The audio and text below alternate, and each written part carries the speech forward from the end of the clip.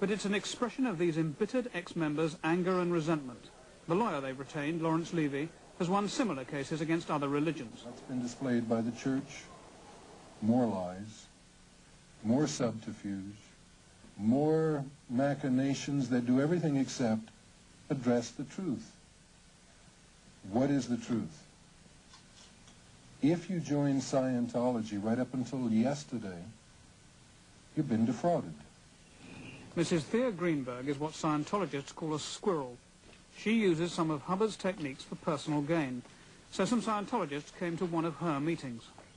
All of a sudden they came up with their finger up on me in the middle, and on one of my friends stayed here, and I said, "You homosexual faggot!" And some concentrated on him, and the other, "You old woman psycho." After they had left in the first time insulting us, I hear all of a sudden, while they were talking to us, cluck, cluck, cluck. I thought, what is that? And when they had left, we looked at the eggs all over, and my house was covered with eggs, the windows. And so they must have had about 30, 40 eggs to throw at the house. And a few months later, I had a visitor here staying in this room, and he comes up in my bedroom in the middle of the night and said, "For God's sake, come down immediately. There are thousands of maggots here." And they were thrown at this door, and they were all thrown against the door and all over, thousands of them. Oh, disgusting, absolutely disgusting. In 1967, Hubbard wrote his notorious order about church enemies. If you stay within the law, they are, he said, fair game. They may be deprived of property, injured by any means, tricked, sued, lied to, or destroyed.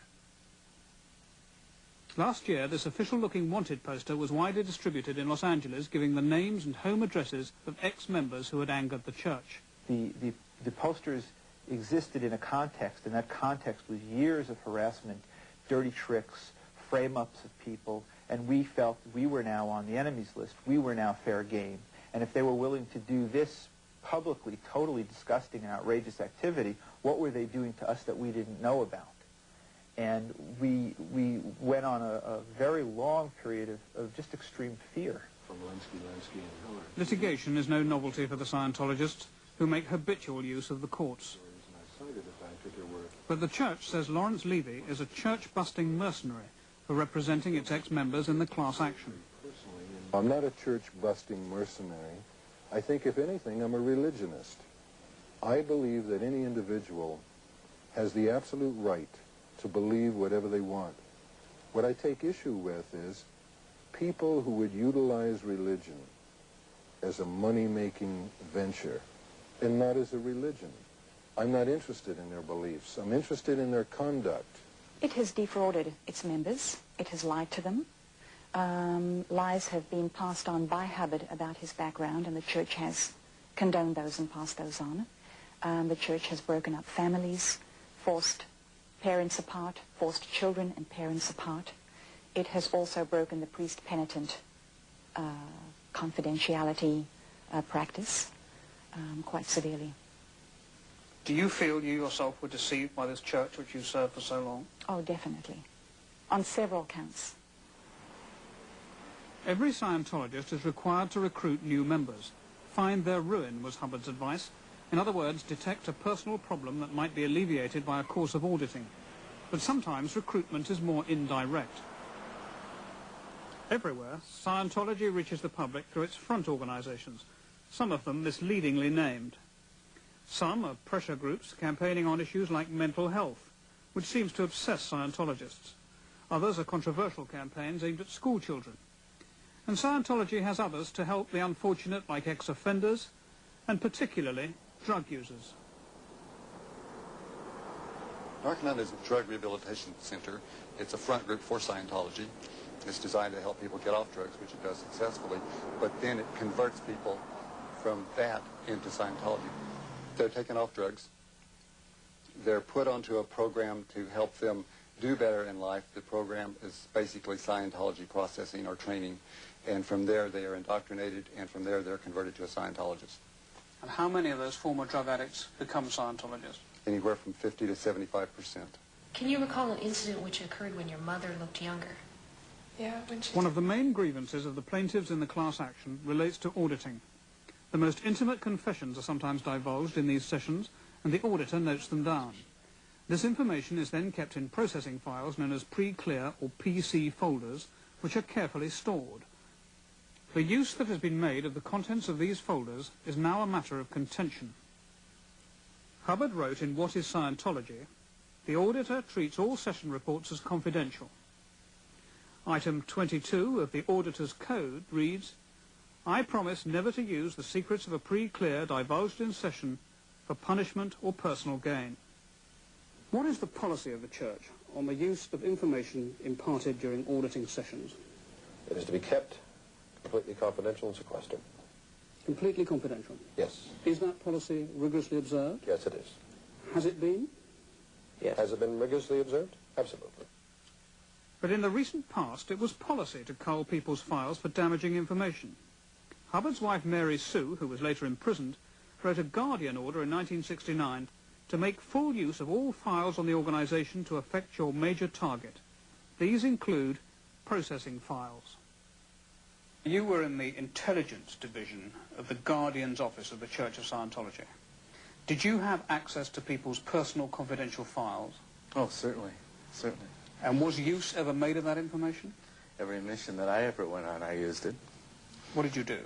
Well, when we'd first come into an organization, we would have the pretty clear folders of people that were involved in the organization that had maybe given the organization some trouble, pulled and culled for things that they may have done and were hiding.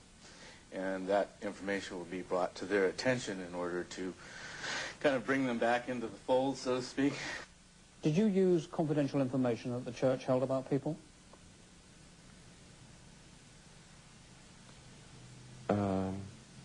Yes. For example, that was used to get the extortion money with, a lot of times. Are you categorically denying that private information culled from PC folders has ever been disseminated to intimidate or blackmail ex-members of the Church of Scientology? Absolutely, because that can be verified in every court of law in the world, and it's just as simple as that. So there will be allegations that people want $1 billion. I understand that they want $1 billion, but they'll have to come up with some kind of documentation. There is none. There is none. Nada, as they say in Spanish, niente, as they say in Italian. There's nothing. But one of the class action plaintiffs has some widely circulated internal church documents that, she says, were seized by the FBI and authenticated in court. Here you have a file on a woman. The following data was gotten from this woman's folders. She had several self-induced abortions. She saw a psychiatrist for alcoholism problems. She has a drug history of Librium, Valium, Milltown's alcohol, LSD, opium, heroin, and many other things. That her son went to jail. And in another case here, a woman, it says here, her folders start in 1963. She masturbated regularly since she was 8 years old. She mentioned doing it once with coffee grounds and once had a puppy lick her. When she lived in Greenwich Village, she claimed she screwed anything with pants. Now, this information was supplied in confidence in auditing sessions. You can believe it. The Church would say that it has wound up the Guardian's office, it has changed a lot of the practices that went on in previous years, it has now cleaned up its act. Is the Church of Scientology today a different organization from the one you left? It's worse. I know this because people come to me continuously and bring me the stories of the horrors that they're going through in present time up to even a few weeks ago.